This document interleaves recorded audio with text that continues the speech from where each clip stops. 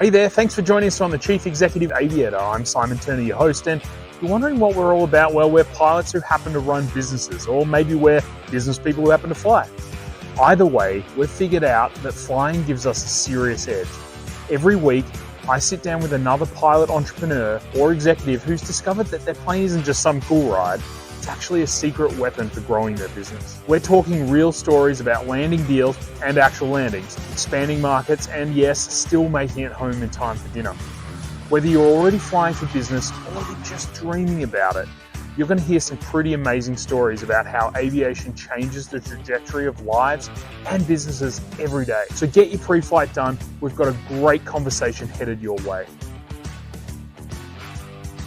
Steve, welcome to Chief Executive Aviator. I'm excited to have you here because your business is in a really interesting niche of aviation. It's called Nomadic Aero, and you're primarily in the ferry business, and it's a really kind of unique and interesting area. So maybe tell us a bit about how you got into moving aircraft around the world.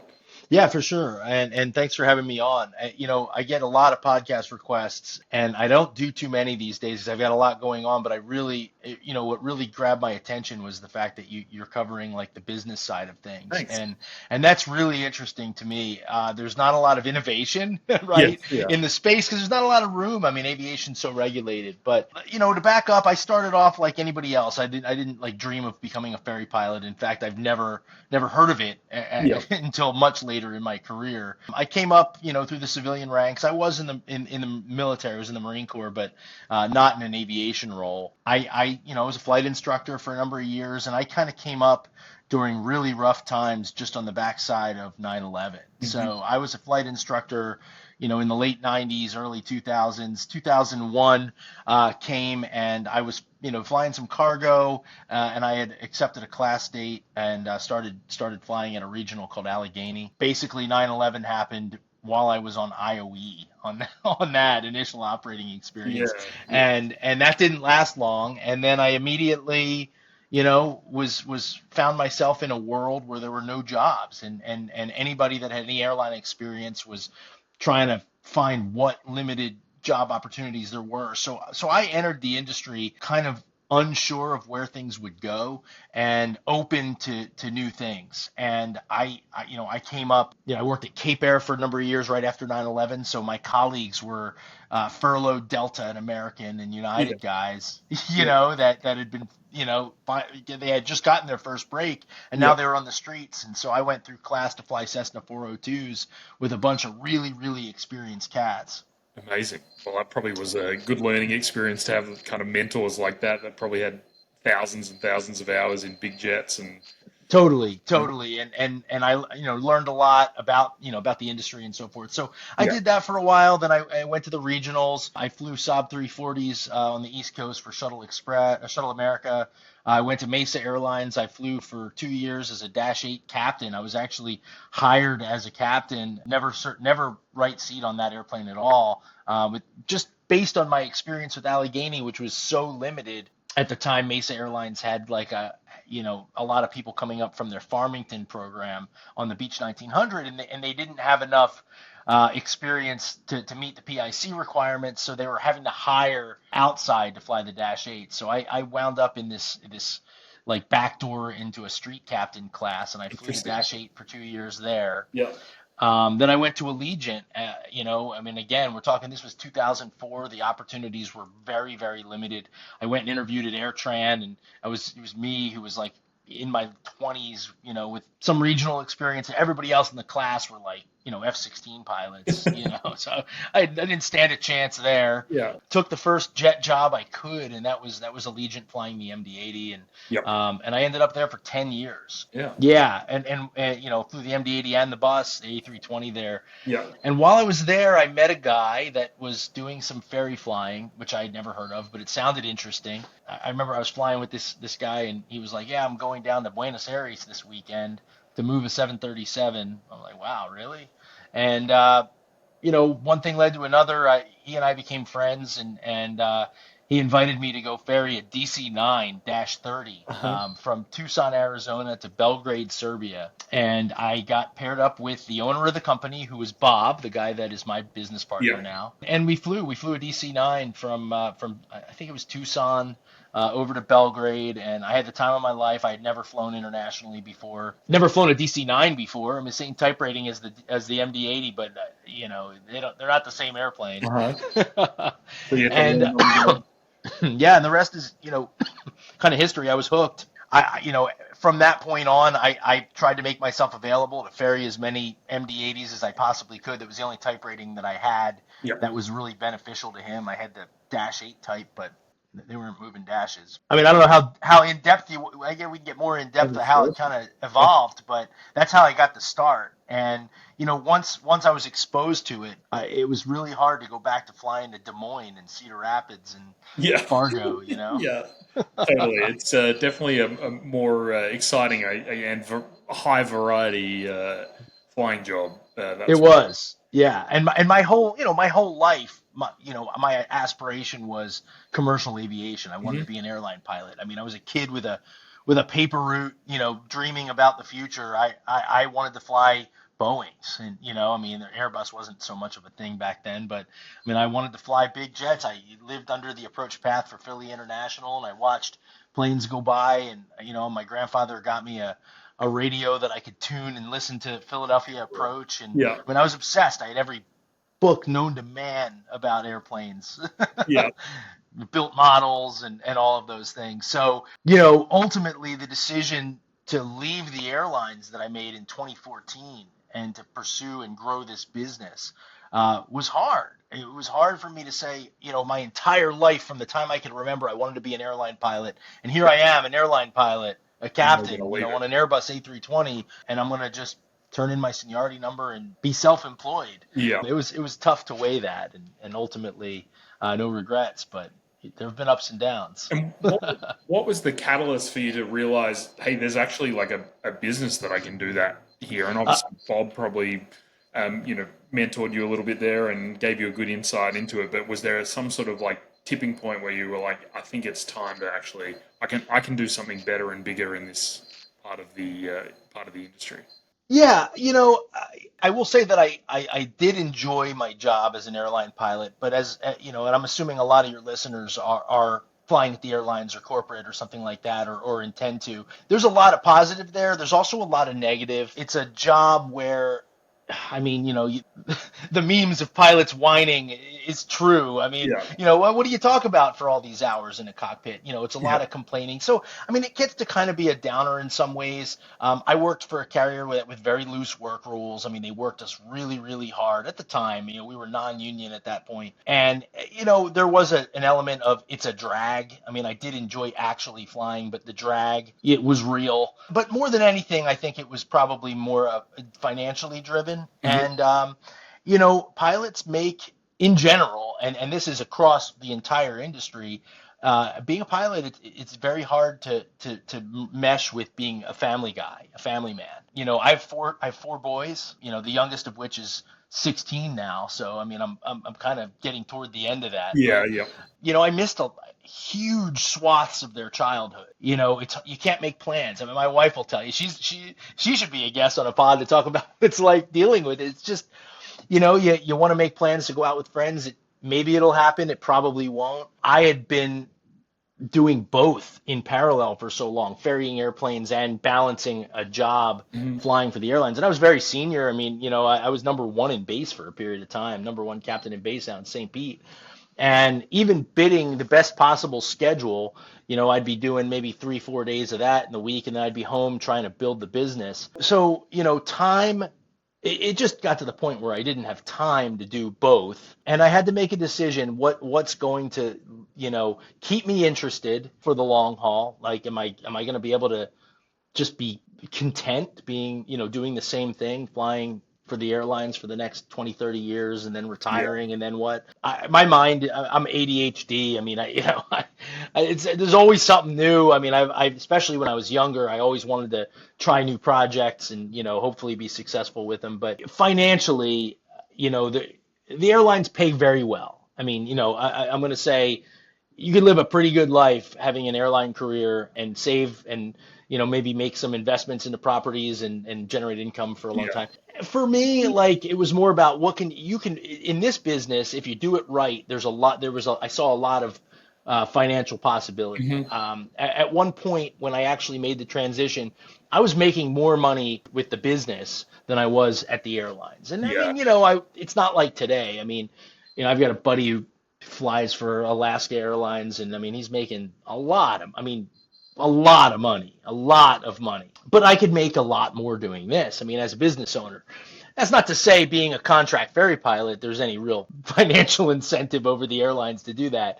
There's not. I mean, you got to do it. You got to be a ferry pilot because you love it. But running the business, we did just under $15 million in gross sales last year, and we operate at a 20 to 35% margin on trips, and that's kind of changed. We've had to the hardest adjustment we've had to make is being able to balance our fixed costs with demand, and it's a cyclical industry. Some years are crazy busy, and I need 4 dispatchers and 25 pilots, and then right now me and Bob could handle it all ourselves. Yeah. So there's a balance there. Hmm. But suffice to say, financially running this business, I'm able to make significantly more than I could make as an airline pilot on an annual basis, enough to where I could put good chunks of money away and hoard it for the slow times, which I mean, Bob and I've barely taken a dividend this year, just kind of living off of what we've saved in the busier years so that we can pay our employees and we don't lose them, which Yeah, is exactly. critical. Next year might be the year where you get a ton of them. So And it looks like it will be. yeah, Yeah. yeah, cool.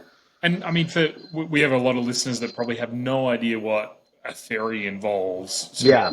walk me through what a typical kind of ferry operation looks like, start to finish, how you're planning it, Yeah. and that sort of thing. So on the surface, I'll just say what we do is we are responsible for moving aircraft from point A to point B or point A to point A with some sort of flight profile in the course of a local flight on behalf of companies that own or operate aircraft. So our clients are I would say about 80% lessor and 20% airline right now. And that balance kind of shifts back and forth. Like last year we did a lot. We supported one of our airline customers a lot more than we did all the lessors combined. It just depends on their needs. But what we do is, with the ferrying, which is probably the most visible part of our business, is we're positioning aircraft into leases and out of leases, and not necessarily from one lease to another lease to another lease, because there are a lot of steps along the way. And when you're getting an airplane, it comes off lease at Air China, and then goes on lease in at EasyJet or something like that. There's a lot that happens. The airplane has to go to an MRO. It has to get bridge checked. There's the return process. Then there's the bridging process. Then there's paint. Mm-hmm. So an airplane needs to move a lot off AOC. Yep. And you can't just like a Cessna 402. You can't just jump in an A320 and go. Yeah. It requires a lot of support, and it also requires a lot of permitting and so forth. So what we've essentially done is we've built a business that operates like an airline. We have the infrastructure of an airline. I mean, I've got dispatchers. Our primary dispatch office is up in Calgary, so I have 2 people up there. I've got a dispatcher working full time based at home in the Maldives. He lives in the Maldives. He's Maldivian. Yeah. But that location is fantastic. It jives perfectly where we do the daily handoff. Our North America based team hands it off to him in the overnight, and he can pretty much manage everything on his own. Asia and stuff like that. Yeah. He could basically work Asia, Middle East, and Europe, Mm-hmm. and with any overlap, nobody's staying up too late or waking up too early. So yeah, so we have those guys, and beyond that, we also have flight operations managers, which kind of function like chief pilots. So myself and my business partner, Bob, Captain Bob, he's got the social profiles, and he's a lot more well known than I am. Yeah. We are truly like the 2 full-time employees that kind of do everything, but we also have 2 additional project managers, Wes and Pat Roa. And Wes is also our commercial director. So Wes is a full-time salaried guy with our company, and he manages a portfolio of clients. He lives in Bangkok. He's a Canadian expat that lives in Bangkok. He's married to a Thai woman, and he has kids, and they all they live there. Their life is there. So he manages that office, and he's in on the same time zone as all of our clients that are in Asia. And so the project managers basically will manage a portfolio of anywhere between 1 and sometimes up to like 10 or 12 projects at a time. And the ferry flight, where we actually fly out to move an airplane from point A to point B, that is the culmination generally of a body of work that goes back a month, several weeks at least, in collecting documents, applying for approvals, completing inspections on the aircraft. So there's a lot that has to happen in the background before the airplane moves. And so a project manager coordinates our in-house planning resources, our technical team, our crews, including arranging travel for people and everything else with the client, and then any third party involved as well. So third parties are generally an MRO, like a maintenance facility or a paint shop, or it could be a party that's outside of the transaction. So if our client is the leasing company, we're also dealing with either the receiving party, an airline that is receiving that is their lease, our client's lease customer, or the previous operator of the aircraft if it's a return. Yeah. So sometimes we're taking an airplane off lease, putting it into a maintenance facility so they can get bridged, and then it'll go to another client, or maybe it'll get stored, right? Yep. Or we're taking something out of storage or an MRO and bringing it to an airline. So the third party outside of us and our client is generally our client's client. Either they've taken an airplane back or they're delivering an airplane. And then another big part of it, I mentioned airlines, and our airline clients are a little different because airlines have the same infrastructure as us, in some cases a much more sophisticated infrastructure, right? I mean, if one of our clients, and I believe I could say, is the LATAM airline group. They have AOCs all throughout South America. They have hundreds of airplanes. They have hundreds of dispatchers. They have chief pilots from different fleets. And I mean, it's a big operation.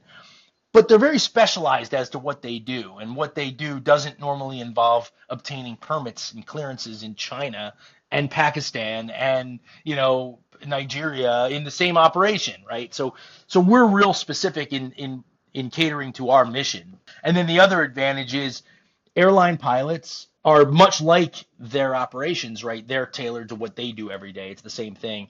And maybe if it's a 787 crew, they're used to operating in different parts of the world, but A320 crews aren't, right? Sometimes there's visa issues. You're taking pilots out of their comfort zone, but pretty much any pilot can do some studying and figure out how to operate, a long haul flight. The problem is putting it all together, and then of course we also provide the advantage of not having to, their pilots, if they operate a ferry flight on behalf of their own company, that comes off of their available time to fly revenue flights, right? So most of these airlines are thin, short-staffed anyway. They can't really afford to put a crew out into the universe for 7 days to fly an A320 to Abu Dhabi out of Santiago, Chile, so we can get C-checked. Then you're taking a crew of 3. You're taking them out of the mix for 7 days, and you're reducing their available flight time by 30 hours for the month. Totally. Yep. So it's easier for them to rely on a third party for that. We're experts at it. It's a seamless process. They tell us what needs to be done. We ask for the supporting documents, the ship documents, and anything that's associated with the mission. And then we formulate a plan and we execute on that plan. And it's just really easy for them. And in the long run, I think if you look at, I think we had over 350 specific operations for that airline last year. If you look at it on a case-by-case basis, it may look more expensive than using your own crews. But when you add up all the savings, it's definitely a financial, and intellect, like IP advantage in the respect that we've simplified things for them. Yeah, that's huge. I mean, it sounds, you've obviously now got like a system and a process that makes this possible, and you've got so much experience, you can kind of avoid the landmines that probably a lot of other people would stand on and that sort of thing. But it sounds very complex. What's the What's the most challenging one of these ferry flights that you've had to execute so far? And, I'm assuming that's, one of these international ones that's got multiple legs and a lot of weird countries with weird rules and Yeah. I exploring. mean, if we had all day, I could probably name one and then think of one that was even crazier, and then Yeah. maybe think of another one that was even crazier. Like there have been a lot. I mean, Yeah. I think, I mean, I'm not keeping count, but I've been doing this for about, I mean, Bob's been doing this for about 30, almost 30 years. I've been doing this for Yeah. about 20 years. And I mean, I've flown thousands of these things and managed many, many thousands of them. So it's hard to really say. I think here's the answer, right?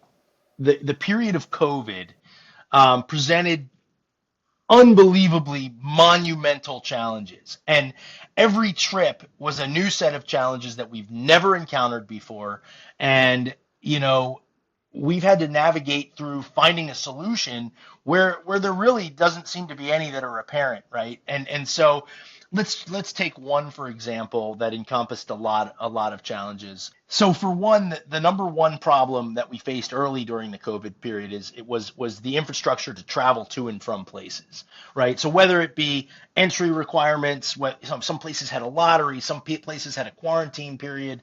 There was all kinds of barriers to actually getting places, and then you had the entire network of airlines throughout the world that cut capacity. I mean, it was virtually impossible to get some Yeah. places.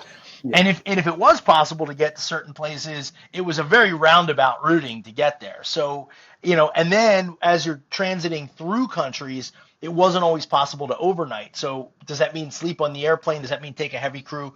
We were literally circling the globe in 3 days and not staying in any hotels, right? Just trying to make it all work. So, one that was particularly challenging was there was a set, and there's some videos on my YouTube channel of it. There was a set of aircraft that were coming out of Australia going into storage.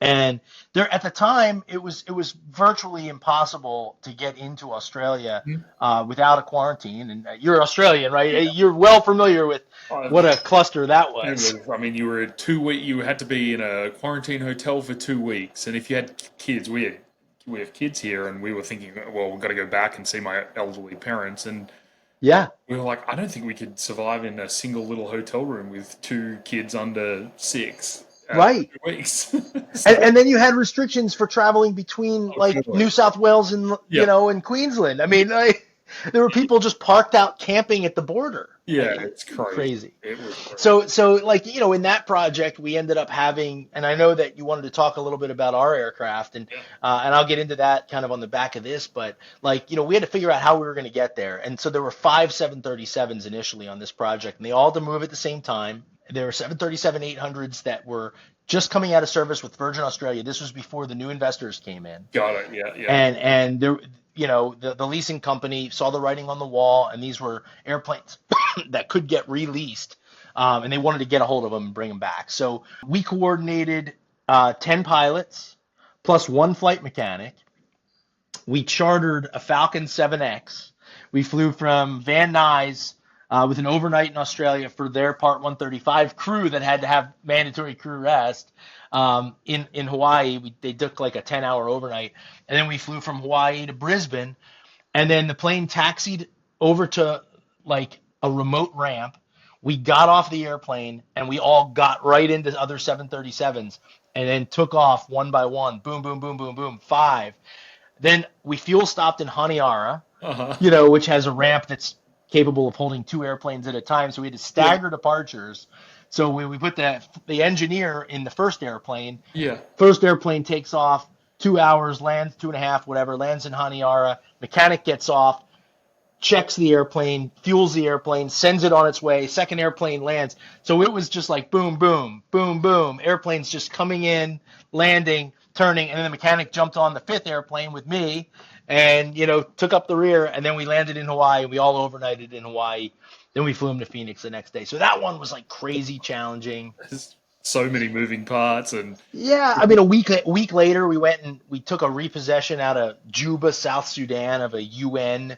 I had to charter an air ambulance to get in there, like a North African-based air ambulance. wild. Yeah, like I mean, so like stuff like that. Yeah, super, super challenging. And, and ultimately we relied on charter flights, like chartering planes in and out of places, especially China, for about 2 years, just because it was the only way to land and, get into a country without quarantining. It was called a wing-to-wing transfer. So that whole period, man, I mean, I mean, there sometimes there were situations where it was like impossible to meet the timeline required for a COVID test Yeah. because we couldn't get off. Like, so if we were flying from Auckland to Bucharest, which is something that we did with a 737-300 freighter, right? Yeah. Nowhere that we went would allow us to get off the airplane. But we had to land, we had to produce a COVID test within 12 hours of landing. So how do you deal with Yeah. that? Well, I mean, you make calls, you find some mobile facility that's willing to come out to the airplane and Yeah. test us Yeah. on the tarmac. I Wild. mean, so that was unprecedented with complexity. But the business in general lends itself to being, highly dependent on logistics. And each deal is so different. I mean, there's almost never a trip that's so easy that there's nothing to overcome. There's always something to overcome. And then, there's also always something that we failed to overcome that we have to deal with en route, right? Whether that be a mechanical issue, parts. I mean, I had an engine fire a couple of years ago over the Pacific, and we landed in Guam and we had to get parts into Guam. And I mean, this is stuff that with the help of our clients, we have to facilitate to keep things moving. It's crazy. Well, Very crazy. never a dull minute, it seems, and probably, yeah, as you say, pretty much more exciting than flying back and forth to Grand Rapids or something like that. It keeps you on your toes. Now, the downside to that is, when I was an airline pilot, I could take off my uniform and hang it in the closet and not think about work. Yeah. Unfortunately, I don't have that luxury these days. There's, my house, I have a home office here, which is like kind of downstairs off the kitchen, like in a whole other, I've got my own bathroom right next door. Like I've got like a little wing of the house that's dedicated because often I have to wake up at 2 o'clock in the morning and jump on a conference call and deal with something and then be here awake for 6 hours while the rest of my house sleeps on the phone and then go back to bed when everybody goes to work and school the Yeah. next day, Yeah. Yeah. Well, at least you've got that set up and you're not trying to do it in your kitchen or something like that. Trust me, I was in my kitchen doing it in the early days. So I hear. it was a requirement for the next house that I bought. I bet. Now you mentioned that you guys have your own jet, and we've seen a bit of that on Twitter and YouTube and stuff like that. Yeah. Tell us a little bit about like why you ended up buying that. What made you make that decision to buy that aircraft type, and Yeah. what you're using it for? So I'm an av geek. I mean, Yeah. yes, it's my profession, but it really occupies a very big percentage of my life, and not involuntarily.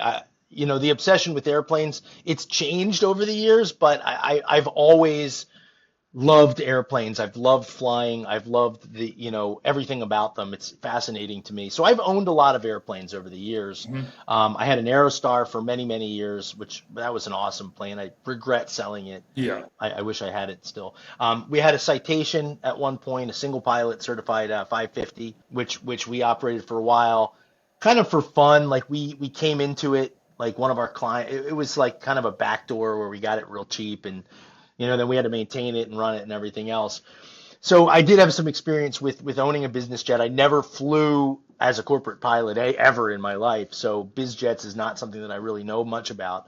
During COVID, we were chartering aircraft every week. And mainly it was because of all the business that we had in China. And still, China is a disproportionately high percentage of our operations originate or terminate in China. It's just a huge market, right? It's for no other reason that there are a lot of airlines that operate a lot of narrow body aircraft and wide body aircraft Mhm. in China. Narrow bodies are much more common for us to operate. I mean, I fly the 78, I fly the triple, I fly the 330 and the 340, and we have moved them, but that we just don't move them as often because they're much simpler logistically to operate, right? So narrow bodies are more. Anyway, with China being the main market in COVID, that nobody, after a little while, we were quarantining crews early on, and then after I found out what life was like for those crews, I'm like, I wouldn't do it. I'm not going to have you guys do it. And so we started chartering in and we started passing that cost to our clients. And it was somewhat reasonable in the beginning. It was mainly Australian air taxis operating out of Hong Kong that we would use. But they quickly realized, supply and demand, that we were going to buy it no matter what it cost. And at one point, it got to be so expensive that we were chartering planes out of Vietnam, Manila, Taiwan, and then flying them into China. And we're talking like 1-2 hour legs each direction. Mm-hmm. We're paying upwards of $70,000-$80,000 to charter a crew in on like a Lear 45. And I mean, they were just gouging us. And we were in turn just passing that along to our lessor clients. Yeah. And our competitors were doing the same thing. Mm-hmm. So, I mean, industry standard costs went up around then, and I wanted to be able to offer these services at a more reasonable price. So Bob and I started exploring purchasing a jet that we could use and basing it in Manila, where we actually, Pat Roa, one of our project managers, lives in Manila. And we would place an aircraft there, fly crews into the Philippines, which had very loose rules, overnight there. And then we would just hire a couple of local pilots to shuttle our crews in and out of China.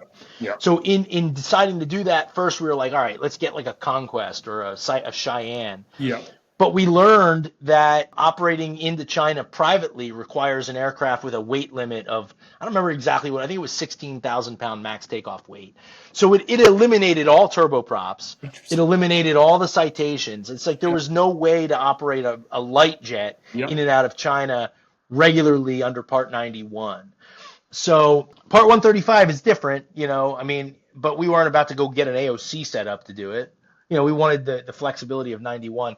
So it really, really limited the aircraft that we could purchase. And I looked at a lot. I mean, we looked at some Hawkers. We looked at some of the older Challengers, like the 601s, maybe 600s.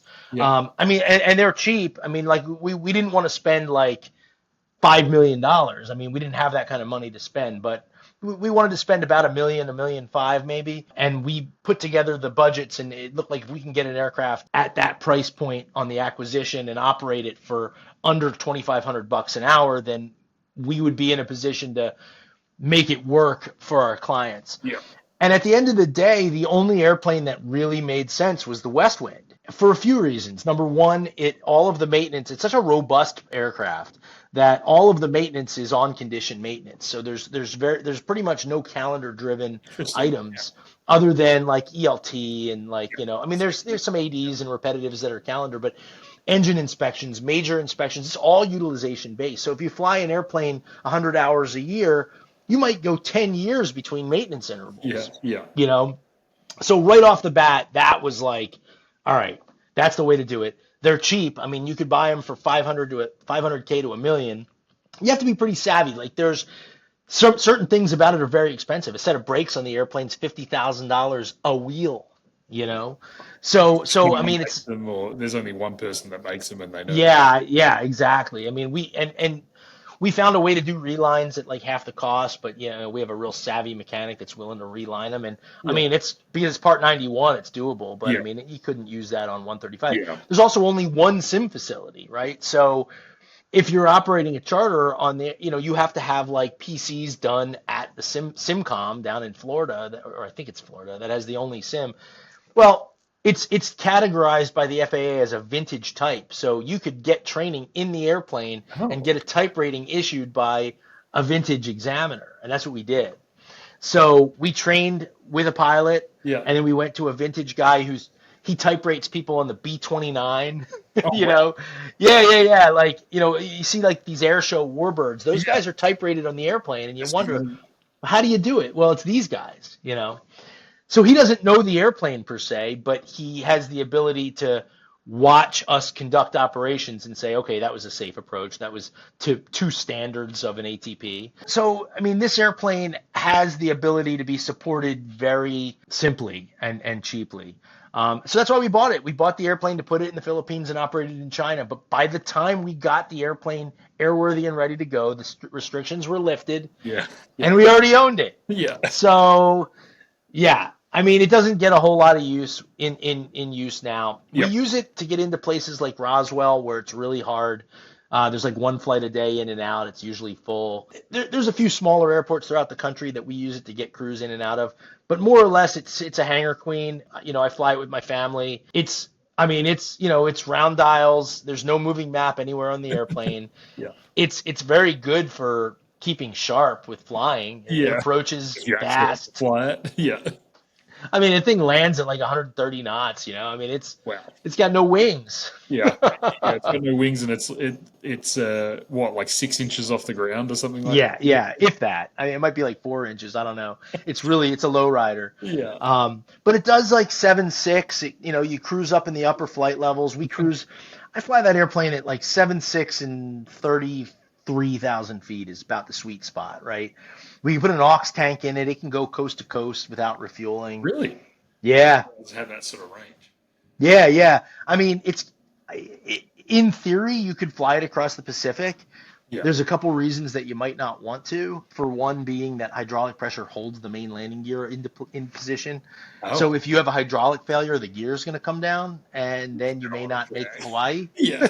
Yeah. It's happened. So how were you planning to get it if you were going to base it out of Manila? How would have you got it there? We'd have ferried it across the Pacific. Yeah, I mean, you okay. could take it through Europe, as well. But yeah, it'll make Oakland to Honolulu, and you just hope that you don't have a hydraulic failure at ETP. And if you do, you have a raft. Yeah. Yeah. Oh. So it's not like we'd be doing it regularly. We'd have to do it once. Yeah. Yeah. Then maybe sell it there instead of risk it coming back or something. Or bring it back. I mean, I would have definitely ferried it across. I mean, just because it would have been fun. I mean, you have probably a 30-minute window, maybe a 30 or 40-minute window where a hydraulic failure means you're going swimming, right? Because if the gear comes down and you're already past, you're okay. If the gear comes down and you haven't yet reached the ETP, you turn back. Yeah. So there's only a very small window where you're really at risk of landing in the water. Yeah. Now, we'll switch gears here a little bit. You are obviously type rated in a lot of aircraft. Yeah. What are some of the kind of unique challenges having to jump between tens of different types of aircraft and different ages and different setups? Yeah. Like even, some aircraft, same number, but very same type, different variant. Yeah. So, it seems daunting to most, but it's a skill set that you acquire by doing it. Mm-hmm. I will say that it has become significantly easier to bounce between types in the last 10 to 15 years than it was in the early days, because of fleet commonality, because of ship commonality. Yeah. An Airbus A319 2021 are identical, and it's one type rating, right? Yeah. And they are truly the same airplane. Every single one of them is exactly the same. An Airbus A320 series and an A330 are so close. I don't understand why it's not a common type. It really should be. There's some differences. I mean, obviously it performs a little different, but the actual nuts and bolts flying, I mean, the 330s get a trim tank in the tail, right? Mm-hmm. Which is an automated system most of the time, unless it fails. Yeah. The hydraulic systems are a little different. The electrical systems are a little different, but the operation of said systems, everything basically in auto is the same. Boeings are the same way. The 75, 76, 777 are very, very close. The 7.3 is pretty close to those with some more antiquated systems. You don't have like an ECAM, ICAS, as they call it on the Boeing side. The 7.8 being the outlier, the 7.8 is weird. It's more like an Airbus than it is a Boeing in a lot of ways. And it's really not even that much like an Airbus. It's kind of a weird outlier airplane. Yeah. And because of that, before I go do a 7.8 trip, I hit the books. Like I study before I go. But for the most part, I don't. It's an acquired skill. It's if you do it long enough, you kind of just get a little more comfortable with it. That's not to say that I don't try to put Boeing stuff into an Airbus MCDU sometimes, and I don't put Airbus stuff into a Boeing FMC. Like, it happens. Like, I mean, it's not going to kill you, but like it's going to say, bad format or whatever it says in the bottom of the MCDU. Do I know every aircraft like I did when I was flying one airplane type at the airlines? Mm-hmm. No. Yeah. When we have an issue, like, when I was at the airlines, the MD-80 is a very, very unusual aircraft. It's not like a Boeing or an Airbus. And, it got to the point where I get a caution light, and I know probably why I got that caution light, down to like deep systems knowledge as to what potential causes there were and what the likely one was based on where it happened and when it happened and what I was doing, right? Like you get intimately familiar with an airplane when you fly it every day. Yeah. And I don't have that level of familiarity with any one aircraft type anymore. And if I think I do, I'm probably wrong, because I might be thinking of another. I mean, I couldn't tell you how many times I got something and then I'm like, oh, that's because of this, and then, oh shoot, on that doesn't, it's not the case on a 7.5. I forgot, Yeah. So that happens. And I'm not flying passengers, so I'm not flying revenue, right? Almost, as you know, almost anything can be rectified and fixed. There's some room for error. And then another way that we kind of back that stuff up is we try to fly different types. I try to fly Boeings and Airbus equally. Yeah. Okay. So like if I'm picking up a bunch of Boeings and I haven't flown a bus in a while, I'm going to try to get on an Airbus just so I can keep that freshness, in my mind. But we have access to all the manuals, something that's really helpful in refining your skill set of bouncing from type to type. And I have 12 different type ratings. I'm current on 8 right now. One way that you can become more proficient in bouncing around is by knowing how to effectively and efficiently go through the manuals. Right? Because I mean, almost every trip I've got a manual out for some reason. And as long as you're not shooting from the hip, you're safe, you're covered, because all the information that you need is contained in those manuals, but they're big, right? So, in most cases now they're electronic. I've got them on the iPad. There's a search function. I can find exactly what I need, exactly when I need it. So more than learning systems, it's learning how to navigate the resources that'll give you the answers. And then you kind of embrace the things that are common and you study hard on the things that aren't. Every airplane, Boeing, Airbus, every airplane is operated essentially the same way. The difference between a side stick and a yoke doesn't even register on, in my mind. If there's a yoke, I use it. If there's a side stick, I use it. It's not any different, right? It's like getting a new video game controller for your thing. I mean, eventually it becomes second nature. So I mean, there isn't really a key other than it just takes time and experience. And when we do our proficiency checks, I always do a Boeing and a bus at the same time. And that kind of helps, right? So like when we do 7.3 and A320, we go down to a facility. We do 2 days of 7.3, 2 days of A320. And I do all the ground schools in advance. And that's like real time. I mean, sometimes when you're doing them in close succession, it's even tougher. Like you can put yourself in a Boeing frame of mind and then be in a bus a day later, and that bus is much more difficult rather than entering in a bus state of mind. Right? Fair enough. Interesting. But as you say, in the end, it's still just an airplane, and it's an airplane. An airplane's an airplane. So, and even the West Wind, it's very different than anything that we fly, but it's an airplane, and because of that, I always, and this is the thing, when you're at the airlines, you almost get harassed by the person in the other seat if you're like slowing down early and wasting fuel, and you have no ego as a ferry pilot. I mean, if you have an ego as a ferry pilot, you're not going to last. I don't take shortcuts. I mean, I get configured early. I slow the airplane down way outside of the final, even if it's visual, because I may screw something up and I want as much time as possible. And if I need to go into a hold to figure something out, we go into a hold to figure it out. Safety first, take your time. We are never rushing through things. It's one of the just core principles of ferry piloting is be as by the book as you can, use common call outs. One of the harder things, like for Bob and I, is like we don't work for airlines anymore. So we don't have like call outs beaten into us. So we're flexible enough to adjust to whoever we're flying with. So if I'm flying with an American guy on days off, or a United guy, or a Southwest pilot, or a whatever, you insert airline here, I adapt to their calls. I'm not going to say, why didn't you give me an 80 knot call? Well, our airline doesn't have an 80 knot call.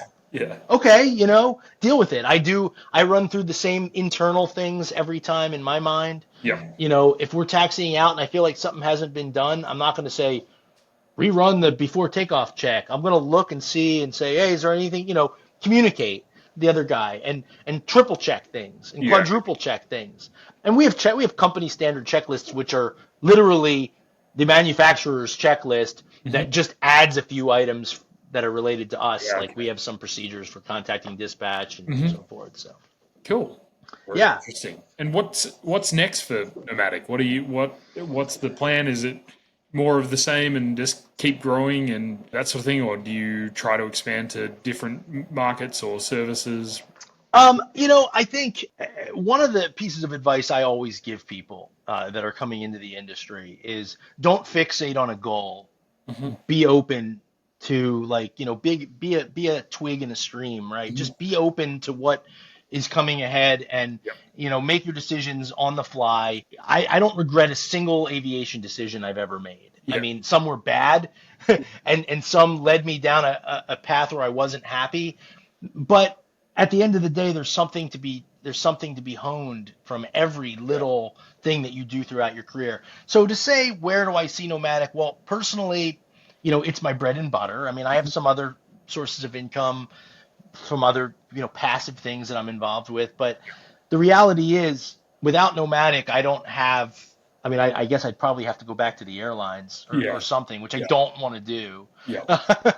Yeah. I want to continue. We've got a very, very strong brand at this point. Our clients, it's word of mouth. The clients at the lessors that we deal with aren't like the executive level corner office guys. Like they're pretty much the technical side directors, and they stay in position. And there's some movement between leasing companies and whatnot, but most of the tech reps that we are in touch with and the technical VPs at the major lessors, we've known them from their roles at other lessors. They kind of move from, they make parallel moves throughout their career. But it's mainly, the reason that they call us is because they know us personally. I maintain a personal relationship with a lot of these clients. Like I'll golf with them. They'll call just to check in. Hey, we haven't moved an airplane in a while, but I miss talking to you guys, man. What's new? Yeah. How's the beach? Are you going to the beach this summer? Yeah. So I think that we have a solid base. However, there's always turnover, and like a lot of the older contacts are starting to retire, and we're getting some younger blood. So what I want to do is I want to make sure that we're growing with the industry at large, and I'm starting to put younger people into the mix on the project management side. Two of my four sons are involved in as pilots. They're just starting off. Awesome. Bob's daughter is an administrator in our company. Bob's son is a part-time contract pilot for us, and he flies another aircraft as a full-time job. And then my second oldest son is getting, he's about to graduate from college next year. He's getting into aircraft finance. So he wants to go work, on the finance side in aviation. So I'd love to bring my family. It's a family business. I want my kids to kind of grow up and from the beginning and expand. There are things we can do. We've kicked around the ideas of having an AOC and running, very special mission type operations, whether it be on behalf of governments or NGOs. We've talked about, doing specific charter. I actually do quite a bit of consulting in Hollywood on the film industry side of things. Yeah. So I've been involved in a couple of productions, one that's on HBO right now. I don't know what I can say, so I'm not going to go into a lot of detail, but in that, like, I've kicked around the idea of a production studio that's focused on the aviation side of things. Got lots of ideas. I'm starting to slow down a little bit as far as like how much time I want to devote to things every day. So it's more about finding the right people to plug into those positions. We're talking to another guy that we may bring on board to kind of grow things organically, but in different directions. I don't see myself leading the charge on that at this point, but I can make the investment and, kind of sit on the board. So Brilliant. And you can have a long-term view to it because you've got family that's going to be in the business for a long time and all that sort of stuff. That's definitely. I plan to do it till I die. Yeah. Maybe not fly. Yeah. I mean, at some point, I'll probably not feel safe. I mean, I'm already at the point now where I'm starting to really think about maintaining currency on fewer types. As I get older, it's harder. It's just the sad reality. Uh-huh. I am not as sharp as I was when I was 30. Yeah. I'm not, and I'm still competent enough to do the job. Mhm. But I think, I'm 47. I'll be 48 soon. Yeah. I'm still at the top of my game in Yeah. a lot of ways. Yeah. You got plenty of time to run it out. Yeah, but when I'm 68, I don't think I'm going to be, in another 20 years. And I see the progression. I know I have to work harder to pass a check ride now than I did when I was Yeah. 32. Yep. So there comes a time, like I'll be happy maintaining one or two currency types and then just have my kids follow in my footsteps and hire others to do the other things. Back in the early days, I needed to be typed on everything, but now I don't. I don't need to go fly every -8 or every triple. Well, maybe I do need to fly every triple because they're easy and they're fun. But yeah, I was going to say that's kind of a fun one. Well, let's wrap it up by doing a bit of a lightning round here. yeah. Ask you a few questions, and you can give me some short answers. Most exotic destination you've ferried to or from? Oh man, it's lightning, so I'm gonna have to be quick. Yeah. The Maldives. Yeah. It's quite exotic and quite remote. I mean, it's a cool place. What's the strangest aircraft type you've ever had to ferry, or perhaps even just ever flown? DC-910, the hard wing, Yeah. no slats, old DC-910 is probably the most Fascinating. exotic that I've had to ferry. How cool! And what about a dream aircraft to own? Money's no object. What are you going to buy? I'm practical. I'm not going to say like a B1. That would be pretty badass, right? But Yeah. I'd be happy with a Phenom, man. Like, an easy airplane that I could fly by myself with my family inside and go a good distance. Yeah, brilliant. Yeah. Phenom 300. If you base it here in Tulsa, you can get to any airport in the United States. That's like one of the selling points they've tried to sell on people here. That's awesome. You know what? That's the biggest problem with the West Wind is I always need to put a body in the right seat. Yeah. But fortunately, my son's about to get his commercial multi instrument done. So Love it. Favorite airport restaurant or sort of food discovery when you've been out on operations? oh man, that is hard. Yeah. That is God. I should have put some more thought into this one in advance. But God, man, the food that we get on the road is usually horrible. Yeah. All right, in Majuro, Yeah. in the Marshall Islands, Majuro's a little tiny island in the middle of the Pacific. Yeah. There's a little cafe, and you can get tuna and rice, and you get a slab of fresh tuna on rice. It's simple, it's Yeah. easy, it's there, it's the only option, and that's my Good. answer. I like it. I like it. One piece of equipment you never travel without when you're out on the job. Yeah, we carry a Garmin InReach, not to be an advertisement for Garmin here, right. but there's really nothing better. It's about that big, and I could SATCOM from flight anywhere in the world. My dispatch, my wife, Yep. anybody can email or text anybody, and it also broadcasts our position. So if we end up in a place stuck and there's no communications, there's our Very well. position. Yeah. That's the piece. Yep. Brilliant. Yeah. If you weren't in aviation, what would you be doing? I am fascinated by machines and transportation, so I'd have to say shipping, man. I mean, Yeah. I was on a cruise once in my life, and the whole time I was like trying to figure out how I can get onto the bridge to take a look. Love it. Love it. And very last question. What's one word of advice that you would give to other pilots that might want to kind of get into ferrying and into your world? It's probably not a career. I mean, unless you're going to start a competitive business, in which case it's a terrible business. Don't do it. Yeah. No, it's a great way to have some adventure, and it's something to do on the side. And then after you're retired, I've had a couple of retired pilots that'll go fly for like 2 or 3 years after they retire from the majors because they're not ready to be done. And those guys are awesome. Mike Holliday was with us for a couple of years before he actually wants to now spend time with his wife and enjoy retirement. But, my advice is get on the list. From time to time, I'll get on LinkedIn and I'll publish a list of candidates. You can put your information on there. Yep. And when we're really busy and when we're in a pinch, I'll refer to that list. I'll make calls. If you're available, you're on. It's I don't play favorites. It's like, where are you? Are you available? You seem like a cool person. Yep. We'll give you a shot. Flexibility is key. You can never go out and say I have to be home on Tuesday. Like, unless you can be if you can commit 7 days, I'll probably call you. Yeah. You know, Yeah. but the problem is nothing ever happens on time. Every trip delays, and I don't like replacing crews when they're out at an outstation. So Yeah. if you want to be a ferry pilot, be flexible, be open to, you know, the possibility of a long delay while en route. Yeah. Be open to learn. I mean, look, you can take someone that's been at the airline, just like I couldn't go into an airline and assimilate immediately anymore after being away from it for 11 years now. Yeah. Coming as an airline pilot into the ferry world, be ready to learn, because it's very, very different. Yes, you're going to be a more proficient pilot in the cockpit than me on the type that you're on. Yeah. But there's a lot of other variables that are happening on ferry flights. So be receptive to learn, and I mean, there's nothing more rewarding, there's no more rewarding feeling than accomplishing like a 8,000 nautical mile ferry with 4 fuel stops in remote locations, and then looking back on it, and then looking at the camera roll and reliving it. Love it. Brilliant. Well, that's some great advice. And where can people find you online? So I do still have a Twitter X account.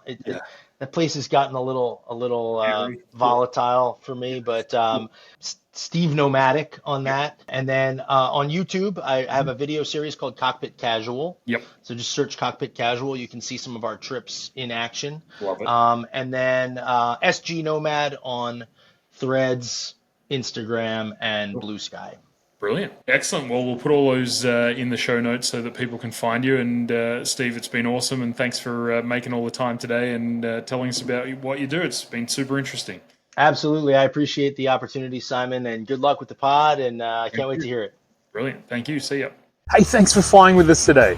If you're getting value from these conversations with other pilot entrepreneurs and executives, do me a really quick favor. Hit that subscribe button or the follow button, depending on what app you're using, so you'll never miss another episode. And if you've got an extra minute and you loved us, drop us a 5-star review. Those reviews help other aviation-minded business folk find us, and honestly, they really just make my day. What about you? Have you got a story about using your plane to grow your business, or maybe someone you know? Well, shoot me a message on X at Simon G. Turner or at the Chief Executive Aviator podcast, or pop me an email, simon@turneraircraft.com. See you on the next Chief Executive Aviator.